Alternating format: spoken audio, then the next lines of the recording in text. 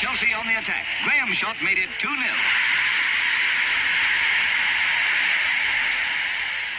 They remember the entertainers, the Invincibles, the Flair, the Flash, but they overlooked the man who made Arsenal hard to beat before anyone called them great, George Graham. Not a showman, a strategist, a general. He didn't build teams to be admired, he built them to win.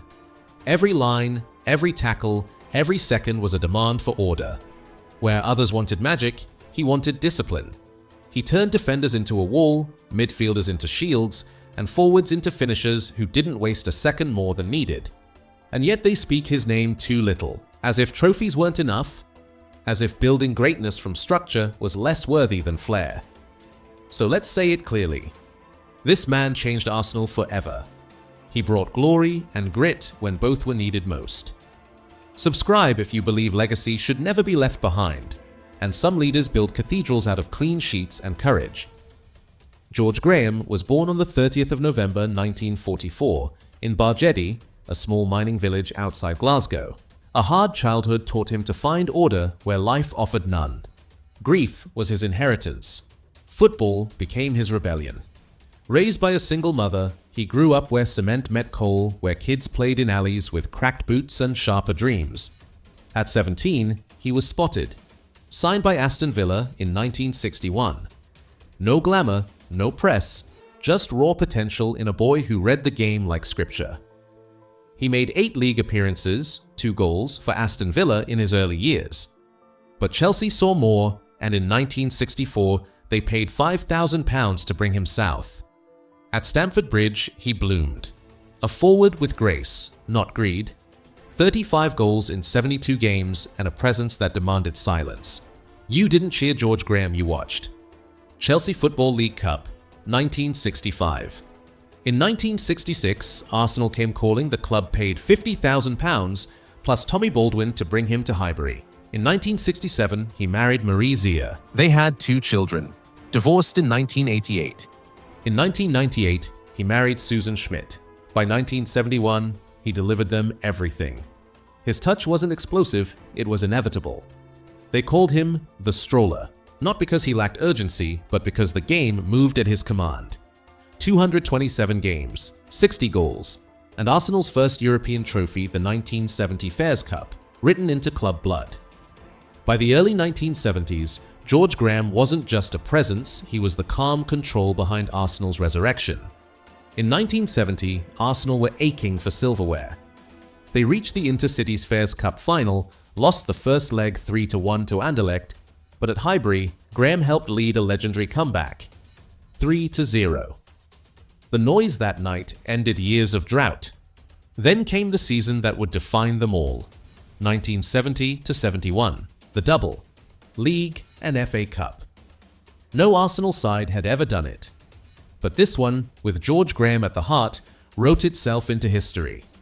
He played 41 league matches that season, scored 11 goals. But more than numbers, he dictated tempo, slowed storms, silenced chaos. May 3rd, 1971. Arsenal went to White Hart Lane needing a draw. They left with a 1-0 win and the league title. 2 weeks later, they beat Liverpool in extra time at Wembley. Frank McClintock once said Graham was the most composed player I ever shared a pitch with, always a step ahead. Ray Kennedy called him our clock. If George ticked, we all did. And in truth, that's what he was, the rhythm, the calm, the mind behind the mission. But time moves, and even generals must fall back. By 1972, his grip on the starting 11 loosened. He stayed sharp, but the winds had shifted. December 1972 moved to Manchester United. 43 appearances, 2 seasons, then Portsmouth, then Crystal Palace. George Graham returned to Arsenal, not as a memory, but as a force. In 1986, the club was stale, hollowed out, no discipline, no edge, no soul. The board took a chance. They gave the job to a man who had managed Millwall from 1982 to 1986, promoting them to second division. Within months, Graham cleared out the deadwood. He promoted from the youth ranks Tony Adams, Michael Thomas, David Rocastle, Paul Merson. He installed a backline that would become immortal. Dixon, Adams, Boulder, Winterburn. Hard as granite. Time to perfection. In 1978, he had a spell in the NASL with California Surf, making 17 appearances. Across his club career, Graham made 472 senior appearances, 455 in the Football League, and 17 in the NASL and scored 106 goals. 1987, Arsenal won the League Cup, their first trophy in 8 years. But it was just the warm-up. 1988 to 89, the season that made legends. Final game, Anfield. Liverpool only needed a draw. Arsenal needed 2 goals. Nobody gave them a chance until the last minute. 93rd, Michael Thomas burst through. Goal, 2-0, Arsenal, champions. George Graham didn't flinch. He raised a fist just once. That was enough. 1990 to 91, another title. Only 1 league loss all season. Unbreakable defense, laser discipline. Then came the cups. As Arsenal manager, he won First Division 1988 to 89 and 1990 to 91, FA Cup 1992 to 93, League Cup 1986 to 87 and 1992 to 93, and the UEFA Cup Winners' Cup 1993 to 94. Alan Smith's volley, Seaman's saves, George Graham's stamp all over it. They called him Gorgeous George. But that was irony. What he gave Arsenal wasn't beauty. It was backbone. For nearly a decade, George Graham ruled Arsenal like a general. But even the sharpest empire can rot from within. On 21st February 1995, Graham was sacked by Arsenal after an inquiry found he had accepted an illegal £425,000 payment from agent Rune Hauger over the transfers of Paul Lyderson and John Jensen. He admitted receiving an unsolicited gift and was subsequently banned from football for 1 year. Silence followed. For a year, Graham disappeared. No press, no public statements, just quiet. A rare kind of penance in a sport full of denial. But this wasn't a man begging for forgiveness. This was a soldier in exile. And exile doesn't erase legacy. Say what you want about scandal. But discipline? He lived it. Order? He enforced it. After a year in football's wilderness, George Graham returned in 1996. This time, not to London's red half, but to the north. Leeds United needed order. Graham brought discipline. Leeds weren't beautiful. They weren't thrilling, but they stopped losing. They finished 11th in 1996 to 97, 5th in 1997 to 98. It wasn't art, it was structure. And in Graham's world, that was enough. He made defenders believe again. He turned Elland Road from brittle to brutal. And when Tottenham came calling in 1998, yes, Tottenham Hotspur, Arsenal's blood rival, he did the unthinkable. For Scotland, senior, 13 caps, 3 goals. Scotland U23, 2 caps, 0 goals. He crossed the line. Some fans never forgave it, others respected the audacity. But Graham wasn't there to make friends. He was there to win.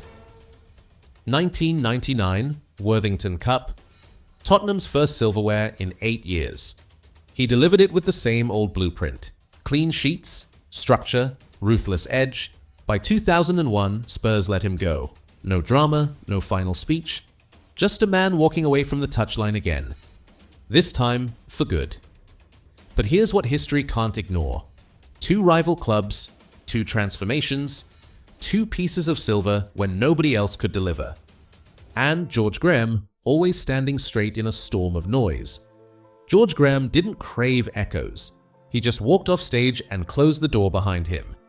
Since his final job at Tottenham in 2001, he's kept his distance.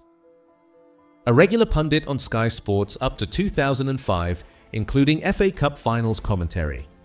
Never reaching back to polish his past. Never pleading with the world to remember. He let the facts stand where he left them. A double at Arsenal before Ferguson's dynasty had even begun.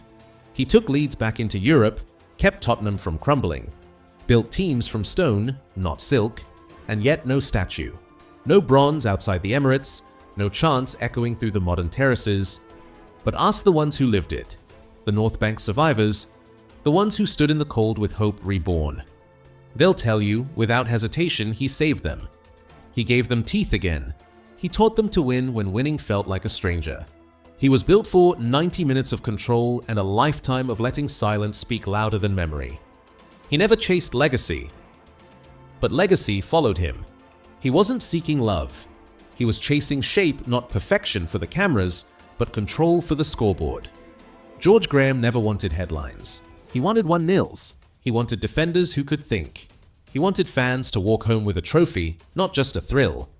They mocked him, called him mechanical, said his football was made of stone. But it won. Behind it all was a man who didn't shout. He didn't need to. He had silence like a blade. Every clean sheet, every Arsenal defender scanning the pitch with icy calm, that's him. And though the game moved on, chasing flair and noise, his legacy stayed put. Unbothered, unmoved. Because when the final whistle comes for all of us, only a few leave behind a shape the game still obeys.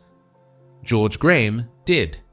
At 80, he lives quietly in Hampstead with his wife, Susan Schmidt. He's facing arthritis golf set aside, but still keeps moving with tennis, even if, in his words, he's not very good. If you believe discipline built dynasties and that the quiet ones won more than they're ever credited for, subscribe. We remember the forgotten. We speak the names the world tried to bury, and we do it with precision.